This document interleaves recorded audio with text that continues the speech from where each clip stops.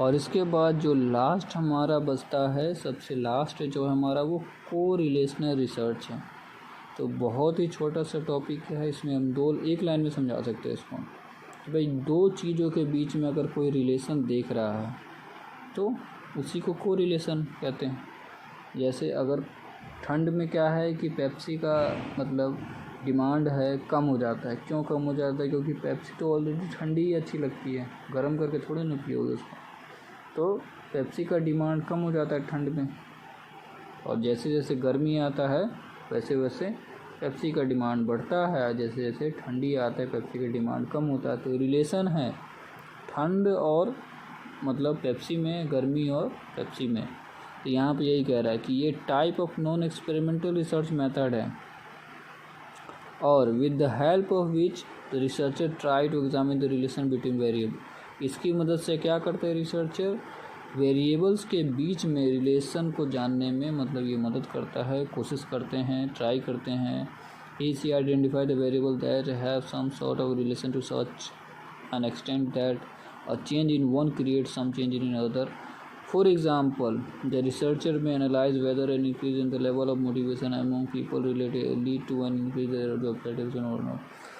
अगर कोई व्यक्ति का मोटिवेशन मतलब एम्प्लॉयज़ को अगर अच्छी सुविधाएं दी जा रही है, तो ओबियसली अगर उससे मतलब अच्छी सुविधाएं मिल रही है तो क्या होगा?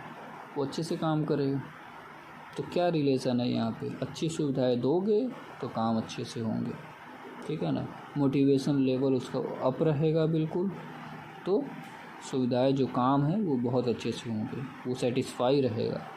सो they can study relationship but they cannot manipulate इधर on the variable with the help of this method only the strengthen and direction relation can be identify. This relation में भी पॉजिटिव और नेगेटिव और जीरो। तो यहाँ पे क्या है कि रिलेशनशिप पॉजिटिव भी हो सकता है, नेगेटिव भी हो सकता है और ज़ीरो भी हो सकता है, ठीक है ना। तो कैसे हो सकता है ये थोड़ा देख लेते हैं। तो हम यहाँ पे तीन चीज़ों में डिफरेंस समझेंगे: पॉजिटिव कोरिलेशन, नेगेटिव कोरिलेशन और जीरो कोरिलेशन क्या होता है। तो मान लेते हैं कि बोथ मतलब एक y है और x है, ठीक है ना। दो वेरिएबल हैं यहाँ पे। अब एक क्या है कि यार इंक्रीजिंग, अगर एक डिक्रीज़ हो रहा है, एक कम हो रहा है, तो दूसरा इंक्रीज़ हो रहा है, ठीक है। तो अगर मान लेते हैं कि पॉजिटिव कोरिलेशन क्या होता है, तो कोल्ड ड्रिंक कैसे इंक्रीज़ होता है? कोल्ड ड्रिंक का डिमांड कैसे बढ़ रहा है? कोल्ड ड्रिंक का डिमांड तभी बढ़ रहा है जब टेम्परेचर बढ़ रहा है, ठीक है ना। तो एक इंक्रीज़ हो रहा है तो दूसरा भी इंक्रीज़ हो रहा है।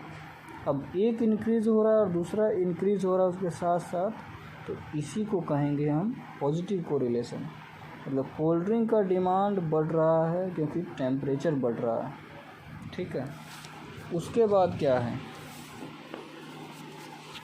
अब कॉफ़ी और टेम्परेचर के बारे में हम समझते हैं। तो यहाँ पे क्या है कि अगर मतलब टेम्परेचर अगर इंक्रीज़ हो रहा है मान लो, ठीक है ना, तो क्या है कि कॉफ़ी का डिमांड भी इंक्रीज़ हो रहा है, ये तो पॉजिटिव था। और अगर मतलब कॉफ़ी का डिमांड जो है वो डिक्रीज़ हो रहा है, ठीक है ना, इसका मतलब क्या है कि कोई चीज़ इंक्रीज़ हो रहा है। तो कॉफ़ी का डिमांड जब कम हो रहा है तो टेम्परेचर बढ़ रहा है, टेम्परेचर बढ़ रहा है इसलिए कॉफ़ी का डिमांड कम हो रहा है, ठीक है ना। क्योंकि ठंड में मतलब अगर गर्मी में ज़्यादा कॉफ़ी तो पीते नहीं हैं, ठंड में ज़्यादा कॉफ़ी पीते हैं। तो यहाँ पे ये कह रहा है। उसके बाद नेगेटिव कोरिलेशन क्या है,